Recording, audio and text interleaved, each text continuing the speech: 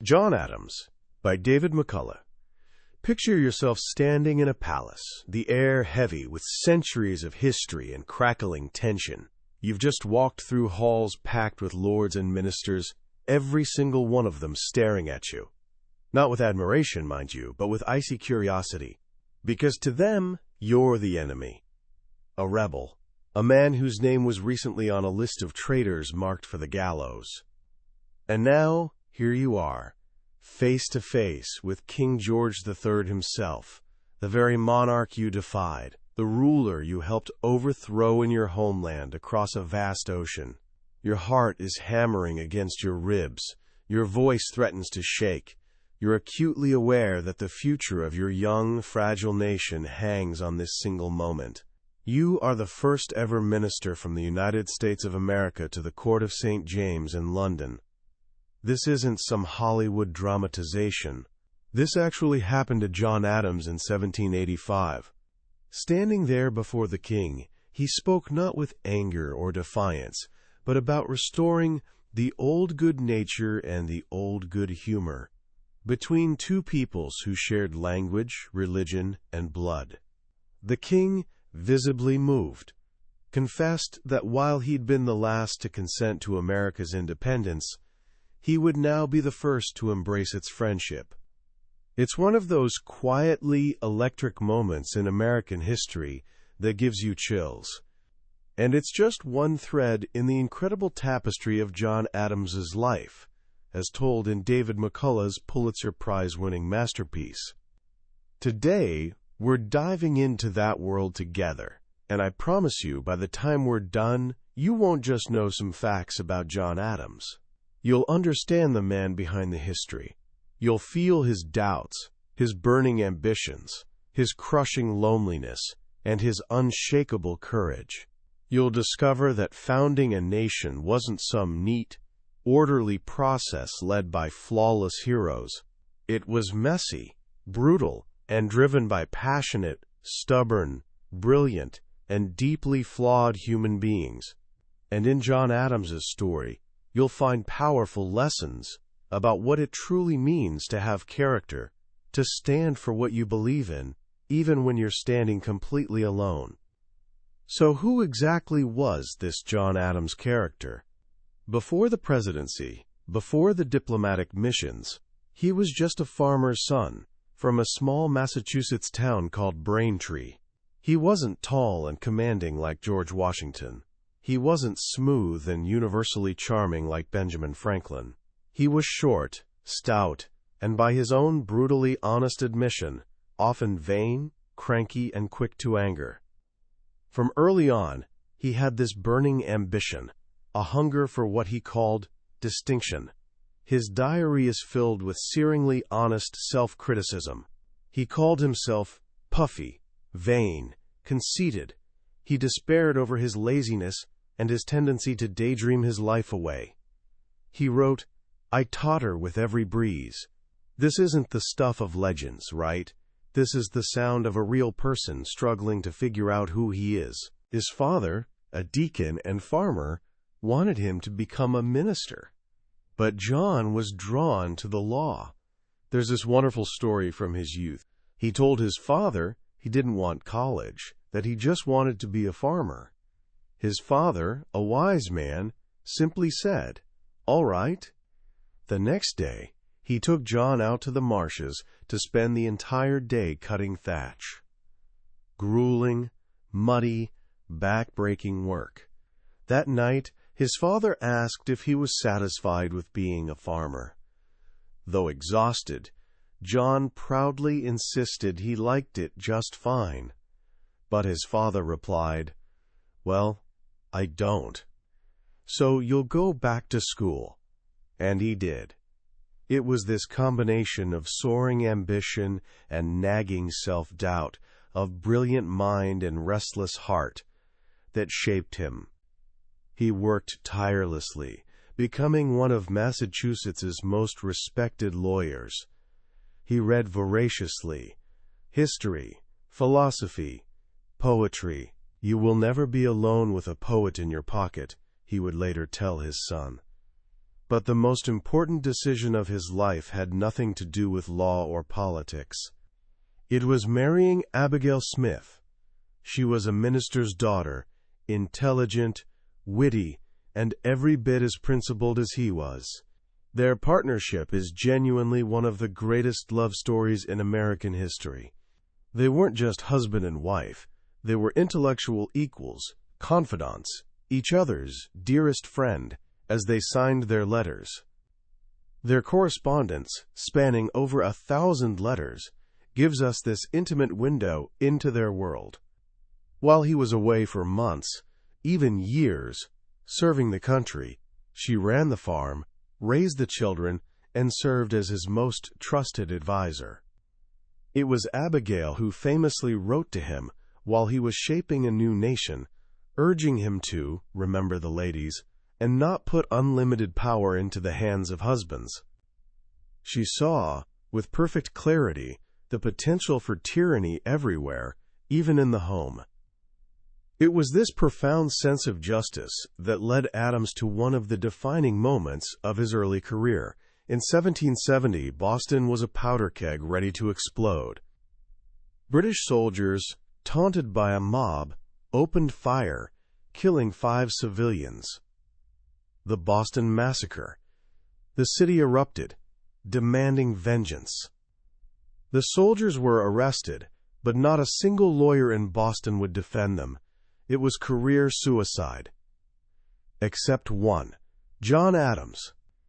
He believed with every fiber of his being that every person deserved a fair trial, and that the law mattered more than popular opinion. He knew he'd be scorned, that he risked his reputation, his practice, even his family's safety. But he took the case anyway. In the courtroom, he argued that the soldiers had fired in self-defense, provoked by a motley rabble. He famously told the jury, "Facts are stubborn things, and whatever may be our wishes, our inclinations, or the dictums of our passions, they cannot alter the state of facts and evidence." He won. He secured acquittal for the captain and most of the soldiers.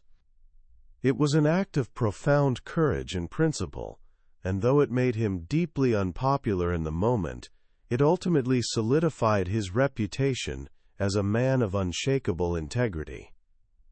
"It was," he later said, "one of the best pieces of service I ever rendered my country." This commitment to principle, even when wildly unpopular, would carry him into the heart of the American Revolution. As a delegate to the Continental Congress in Philadelphia, he quickly became a leading voice for independence.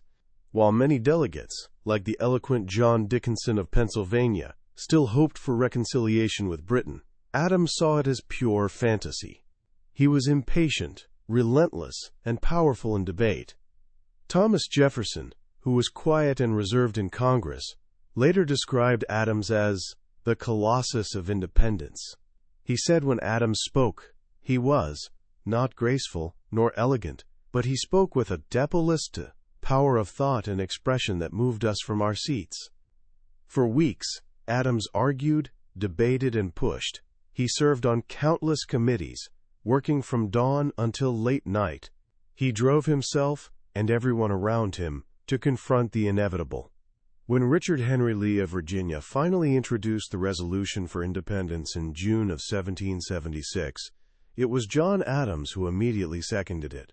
And when Dickinson made one last, powerful speech against separation, it was Adams who rose to answer him, delivering what was probably the greatest and most important speech of his life. No notes of his speech survive, but we know its effect. He laid out the case for independence with logic, passion, and a profound sense of the historical moment. He convinced the wavering delegates. On July 2, 1776, the Continental Congress voted for independence.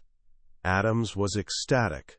He wrote to Abigail that this day would be the most memorable epoch in the history of America, celebrated by future generations with pomp and parade, with shows, games, sports, guns, bells, bonfires, and illuminations. He was off by 2 days, of course, since we celebrate the formal adoption of the Declaration on July 4th. But his vision of the celebration was spot on. He knew the cost. I am well aware of the toil and blood and treasure that it will cost us to maintain this declaration, he told her. But the end was more than worth the means. With independence declared, Adams's work was far from over. In fact, the most difficult and lonely years of his life were just beginning.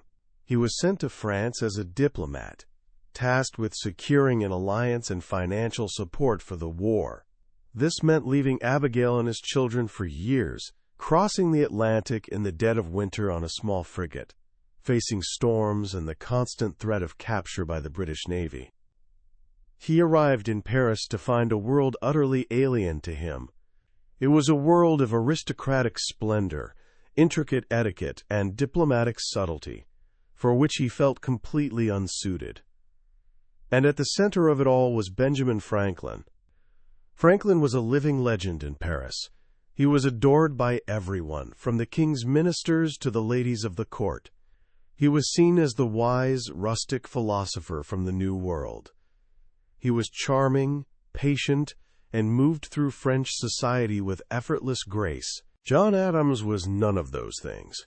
He was blunt, impatient, and couldn't speak French well. He was horrified by the chaotic state of the Commission's finances and Franklin's seemingly casual approach to his duties.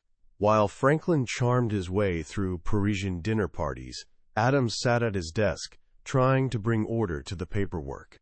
He saw Franklin as too accommodating to the French, while Franklin and the French saw Adams as rigid, arrogant, and difficult. Mr. Adams, the French foreign minister observed dryly, is a decided character. It was a clash of styles and personalities. Adams felt isolated and useless. I am but a man of letters, he wrote, feeling like a mere clerk. His loneliness was crushing. He missed Abigail terribly. My heart is with you, he wrote, but my duty is here. But in this period of frustration, Adams showed his true mettle. Sent on a mission to Holland to secure a loan, a task that seemed absolutely impossible, he refused to give up. He found the Dutch cautious, slow, and unwilling to risk their money on the uncertain American cause. Another man might have packed his bags and gone home. But Adams launched a one-man campaign. He learned Dutch history, cultivated friendships with influential editors and politicians, and wrote article after article for Dutch newspapers explaining the American cause. He called it militia diplomacy. He broke all the traditional rules of statecraft. He went directly to the Dutch people, making the case for America as a sister republic. It was a long, exhausting struggle. At one point he fell gravely ill with a nervous fever, likely malaria, and nearly died. But he persisted. And in 1782, after the American victory at Yorktown changed the political landscape, he succeeded.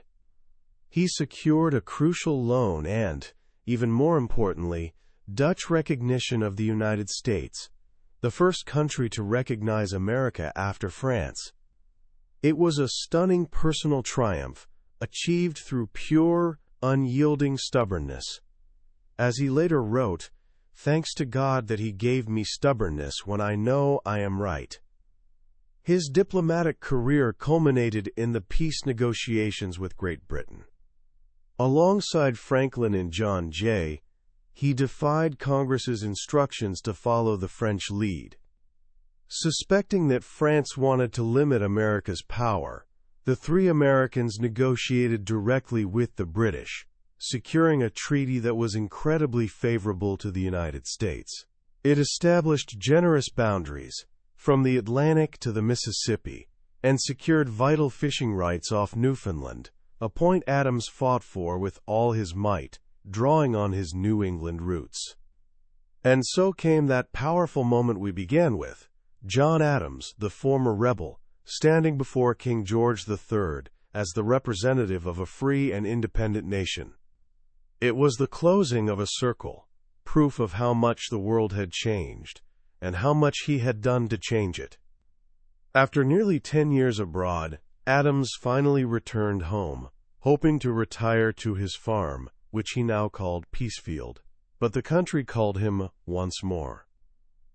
When George Washington was unanimously elected the first president, John Adams was elected vice president.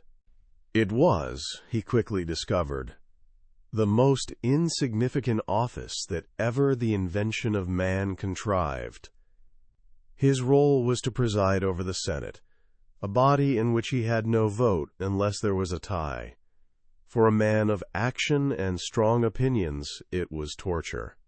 He fell into a political blunder almost immediately, arguing that the president should have a grand title like His Highness.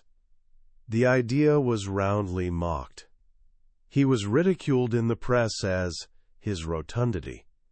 It was a painful, humiliating start, and a sign of how out of step he was with the more democratic mood of the country. For 8 years he served loyally under Washington, but he was largely excluded from the inner circle of the administration. He watched with growing alarm as political parties began forming around the two giants in Washington's cabinet, Alexander Hamilton, the Federalist Secretary of the Treasury, and Thomas Jefferson, the Republican Secretary of State. Adams despised partisan politics. A division of the Republic into two great parties, he wrote, was the thing he dreaded most. In 1796, when Washington decided to retire, Adams was elected president, defeating Thomas Jefferson by a razor-thin margin of just 3 electoral votes. Jefferson, as the runner-up, became his vice president. Adams inherited a nation on the brink of war. The French Revolution had descended into the Reign of Terror, and the new government in France, the Directory, was hostile to the United States. They viewed the Jay Treaty, an agreement between the U.S. and Britain, as betrayal. French privateers began seizing American ships on the high seas. The country was deeply divided. The Republicans, led by Jefferson, sympathized with France and feared war would align America with monarchical Britain. The High Federalists, a faction within Adams's own party, led by Alexander Hamilton, were clamoring for war. They saw it as a chance to crush the pro-French party at home and forge a military alliance with Britain. Adams was caught in the middle. His own cabinet, holdovers from Washington's administration, was secretly loyal to Hamilton and worked to undermine him at every turn.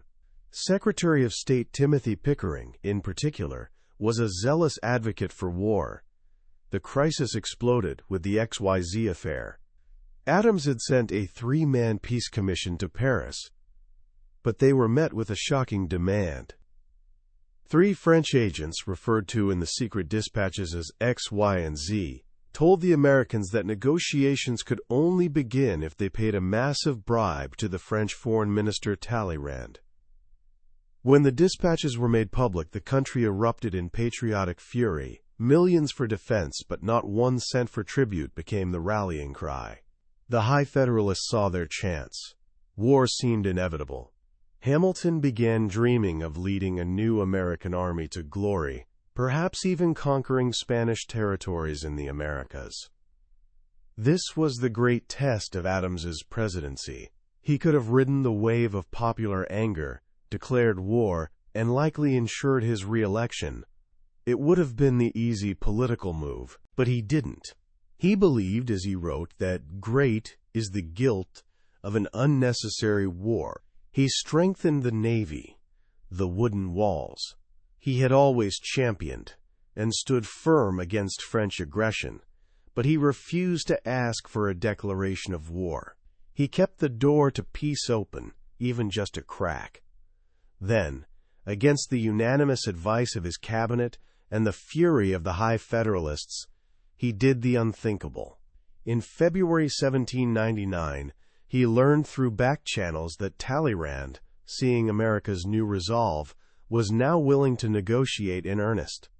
Without consulting anyone, Adams nominated a new peace minister to France.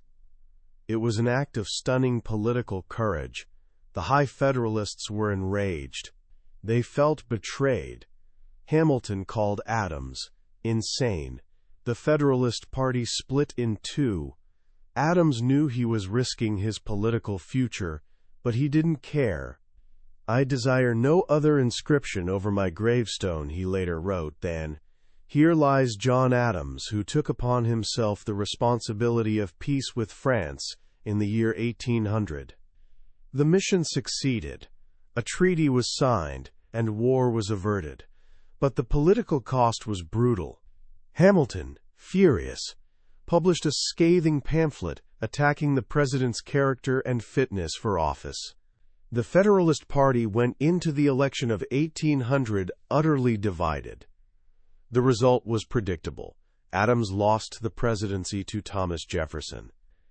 And so, in the pre-dawn darkness of March 4, 1801, his last day in office, John Adams climbed into a public stagecoach and left the new capital city of Washington, heading home to Quincy. He did not stay for Jefferson's inauguration. It was a quiet, unceremonious end to a long and tumultuous public life. He returned to Peacefield, a private citizen at last, feeling rejected by the country he had served for over a quarter of a century. The final chapter of Adams's life, however, is perhaps the most moving. For the next 25 years, he lived as Farmer John of Quincy. He read, he wrote, he worked on his farm, and he relished the company of his family and grandchildren. The bitterness of his defeat slowly faded, and a new, extraordinary chapter began. In 1812, their mutual friend, Dr. Benjamin Rush, orchestrated a reconciliation between Adams and Jefferson. Adams, making the first move, sent a short, friendly note to Monticello. Jefferson responded with warmth and affection. And so began one of the greatest correspondences in American history. Over the next 14 years, these two old revolutionaries, the North and South poles of the American Revolution, as Rush called them, exchanged more than 150 letters. They wrote about everything: history, philosophy, religion, their memories of the Revolution, their families, their health, their books. They debated, they reminisced, they consoled each other in their old age. It was a magnificent renewal of their friendship, a testament to their shared love for the country they had helped create. They had been rivals, separated by politics and temperament, but in the twilight of their lives, they found common ground again, as fellow survivors of a heroic age. In 1818, Abigail died. They had been married for 54 years. Adams was heartbroken. "The bitterness of death is past," he wrote to Jefferson. "The grim spoiler has no sting left for me." But he carried on, his mind as sharp as ever, even as his body failed. He lived to see his son, John Quincy Adams, become the 6th President of the United States in 1825. "No man who ever held the office of President," the old man remarked, "would congratulate a friend on obtaining it." As the 50th anniversary of the Declaration of Independence approached in 1826, the country looked to its two surviving founding fathers. Both were now frail and confined to their homes. Adams was 90, Jefferson was 83. Both seemed determined to live to see that great jubilee. Asked for a toast for the celebration in Quincy, Adams offered, "Independence forever." On the evening of July 3rd, Jefferson, in his bed at Monticello, awoke and asked, "Is it the 4th?" Told it would be soon, he slept again. In Quincy, on the morning of July 4th, as cannon fire echoed in the distance, Adams awoke and was told the date. "It is a great day," he said. "It is a good day." Thomas Jefferson died at Monticello shortly after noon on the 4th of July. Hours later, hundreds of miles to the north, John Adams, his family gathered around him, whispered his last words, "Thomas Jefferson survives." He was wrong, of course. Jefferson had passed away just hours before. But in that final, poignant thought, he was connected to his old friend and rival, bound together by the great cause that had defined their lives. John Adams died late that afternoon, on the 50th anniversary of the day he had done so much to bring into being. It was a conclusion so poetic, so seemingly providential, that the entire nation saw it as a sign of divine favor. The story of John Adams, as David McCullough tells it, isn't just a biography of a president. It's a deep and moving exploration of character. Adams's life reads like a powerful lesson on what it means to be human, to be ambitious and flawed, but to strive, always, to do the right thing. What I find most profound about Adams is that he wasn't a natural leader in the way we often think of one. He wasn't blessed with Washington's stoic grace or Jefferson's soaring idealism. He was, in many ways, his own worst enemy. His vanity, his insecurity, his explosive temper, these were real and often damaging parts of his personality. He knew it better than anyone. His diary is a testament to a lifelong struggle for self-improvement. And yet, in the moments that mattered most, his character shone through. He stood for the rule of law when it was unpopular. He fought for independence when others wavered. And he chose peace when war would have been the easier, more popular path. He was, as Abigail said, made of oak, not willow. He might break, but he would never bend when it came to his principles. His story is also a powerful reminder of the importance of partnership. The relationship between John and Abigail Adams is, for me, the soul of this book. It wasn't just a romance. It was a working alliance. She was his anchor, his intellectual sparring partner, his most honest critic, and his unwavering source of strength. He could not have done what he did without her.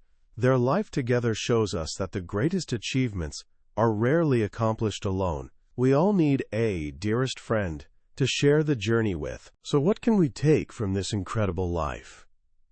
I think there are a few simple but powerful actions we can draw from his example. First, take the time to read primary sources. Go and read the letters of John and Abigail Adams. You don't need to be a historian. When you read their own words, written in the heat of the moment, with all their fears and hopes laid bare, history stops being a dry collection of facts and becomes a living, breathing story about real people. It connects you to the past in a profound way. Second, think about what your non-negotiable principles are. For Adams, it was the rule of law, justice, and the good of his country. He was willing to sacrifice his popularity, his career, and even his friendships for those principles. In a world that often pressures us to compromise, his life is a powerful call to define what we stand for and to have the courage to defend it. And finally, cherish your partnerships. Whether it's with a spouse, a friend, or a mentor, the kind of honest, supportive, and challenging relationship that John and Abigail shared is a source of immense power and resilience. It's a reminder that the people we surround ourselves with can either hold us back or lift us up to be the best versions of ourselves. John Adams' story is, in the end, a story of a life well lived. A life filled with struggle, sacrifice, and sorrow, but also with love, purpose, and an unyielding commitment to a cause larger than himself. He was not a perfect man, but he was a great one, and in his journey, we find not a distant marble statue of a founder, but a deeply human and inspiring guide for our own. That was the book summary of John Adams by David McCullough. We've touched on the major moments of his incredible life today, but I'll be completely honest with you. A summary can only ever be a map. The real treasure is in the journey itself. The real magic happens when you read the book, when McCullough's masterful storytelling pulls you into the 18th century and you feel the grit and the glory of it for yourself. This summary is just a starting point, a way to see if this story calls to you. If anything we've talked about has sparked your curiosity or touched your heart, I truly encourage you to pick up a copy. Reading it isn't just about learning history. It's an experience that can genuinely change how you think about leadership, character, and the human spirit. The link to the book is in the description.